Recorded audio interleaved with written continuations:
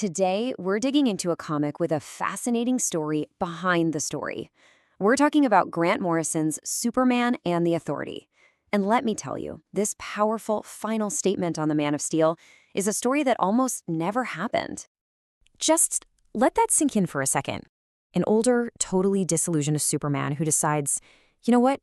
The only way to save this world is to control it. By force. A hero who just throws away truth and justice to enforce his own will. It's a shocking thought, right? Well, here's the twist. This wasn't some fan theory or a wild what-if story. No. This was a real, actual editorial plan that was in the works at DC Comics. It was going to be the core of a massive, line-wide reboot they were calling 5G. So what exactly was this plan? I mean, how did it get to this point, and why was it such a threat to everything Superman stands for? Let's dive into the crisis that, believe it or not, forced this amazing series into existence. Okay, so the main idea was called 5G, which stood for 5 generations.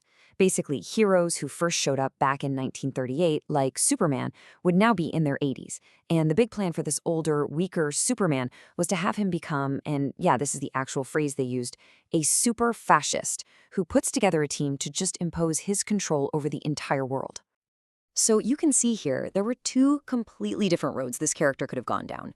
On one side, you had the 5G plan, this dark slide into fascism. But on the other, legendary writer Grant Morrison came in with a different idea, an older Superman, who's more like a wise paternal figure, kind of like a dad who has to lay down the law, but you know he's doing it for all the right reasons.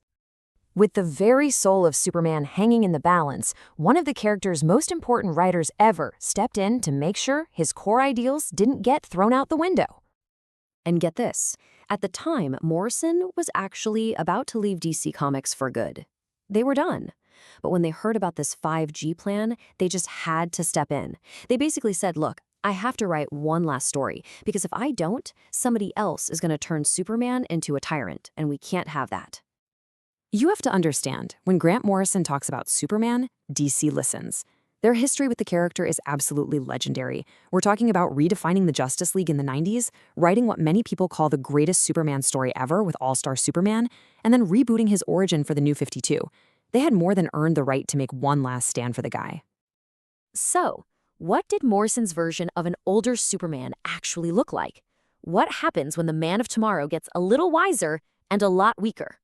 Morrison actually kept the basic idea from 5G. Superman is older, he's got gray hair, and his powers are fading. In fact, he's gotten so weak he can barely fly, so he has to use his classic supermobile to get around.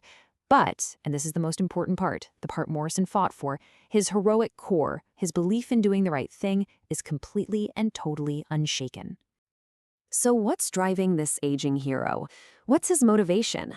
Well, it all goes back to a single moment, a single promise he made decades and decades ago. The story kicks off with Superman meeting President Kennedy, who asks him to help create a finer world.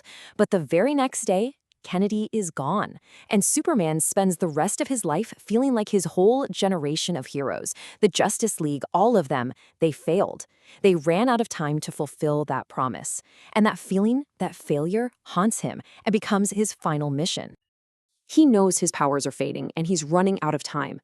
So Superman realizes he needs a new kind of team, one that can do what the Justice League couldn't and go where they wouldn't dare. So his strategy is pretty wild. He starts looking for powerful people who have been living outside the law. We're talking anti-heroes, even some former villains. It's kind of got a Suicide Squad vibe to it, right? He offers them a clean slate, a get-out-of-jail-free card if they'll help him. His whole goal is to build a team that can take his place when he's gone and carry his mission out to the stars. And man, what a team! He starts with a bang, recruiting an old enemy, Manchester Black, the super powerful psychic, and basically tells him, you're going to find the rest of the team. He brings in the tech genius Natasha Irons, the new Steel. And then, for the real shocker, he recruits 2 members from the original, much more violent Authority team, Midnighter, a tactical genius who can see every possible outcome of a fight, and his partner Apollo, a solar-powered hero who, ironically, grew up worshipping Superman. So, when you put it all together, what's the ultimate message here? What does this last stand from both Superman and his writer really leave us with? You know what's just absolutely incredible? Morrison did all of this. They delivered this powerful, definitive statement on who Superman is, and they literally course-corrected the entire direction of a company in just 4 issues. 4. That's a masterclass in how to tell a story with impact. And when you're reading it, you just can't help but feel how deeply personal this story is.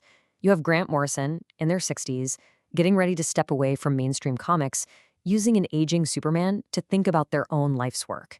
It's really a story about a creator asking themselves, did I do enough? And deciding, yeah, the ideas I fought for, they still matter. And that really brings us to the core question the whole series leaves you with. As Superman's physical power fades away, his commitment to truth and justice just gets stronger and clearer. And it makes you wonder, maybe after all these years, we've been focusing on the wrong thing. Maybe the super part was never about the powers at all. Thanks for tuning in.